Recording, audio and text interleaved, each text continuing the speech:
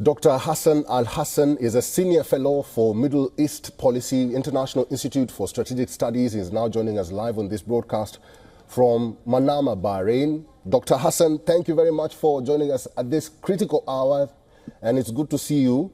What happens next? Because that's the question in everyone's mind. What happens next from here? Do you have faith in Israel and Hamas adhering to the ceasefire deal? So in the practical sense, what happens next is we see whether the sides of the agreement, Israel and Hamas, essentially abide by and adhere to the terms that they've committed to. And so we need to see whether the surge in humanitarian aid, whether the release of Israeli captives, the release of Palestinian prisoners and detainees, and the observation of the ceasefire are all actually upheld and implemented. And then a few weeks from now, we should start seeing the beginning of the negotiations for a second phase of the agreement, which would pave the way for another third phase that would lead to a permanent ceasefire, reconstruction, and a more long-term outlook for the Gaza Strip. Now, there are multiple challenges that the current ceasefire arrangement that's in place is likely to face. We know that there are many who are tempted to violate the terms of the ceasefire. We know that Israeli officials have already begun backtracking on Israel's commitment to withdraw from the Philadelphia corridor as part of this first phase of the agreement. There are those who are saying that Israeli forces will remain in place at the Philadelphia corridor, and this would be a violation of the ceasefire agreement.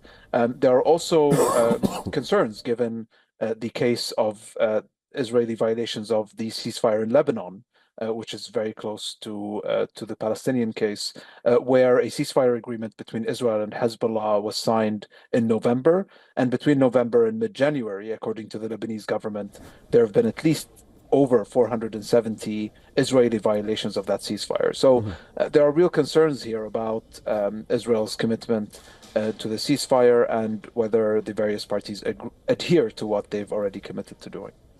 Right. Dr. Hassan, what do you make of this statement by Israeli Foreign Minister Gideon Sa'ar? He says, or he warns the international community against Hamas. He says there is no future peace, stability and security guaranteed for both sides if Hamas stays in power.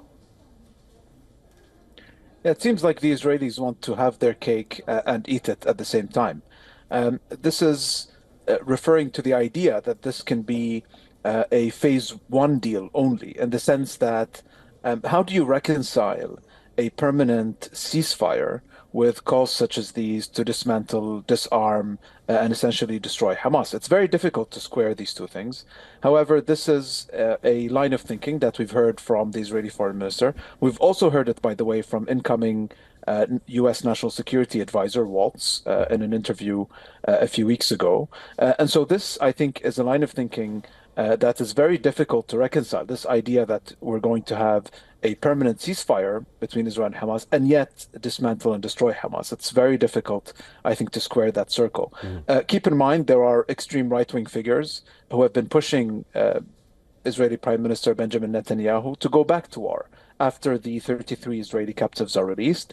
Let's remember that many of the protagonists, Israeli protagonists who have scuttled previous deals in the past, among them and chief among them, Prime Minister Netanyahu himself, are still at the helm in Israel. And Netanyahu himself has warned a few days ago that if he is unsatisfied with the progress of negotiations for a phase two, that Israel reserves the right to go back to war. So I think this is a problematic line of thinking, and I think it suggests that perhaps there isn't a real seriousness, a sincere desire to see this deal beyond its initial phase and to see it essentially develop into a permanent ceasefire.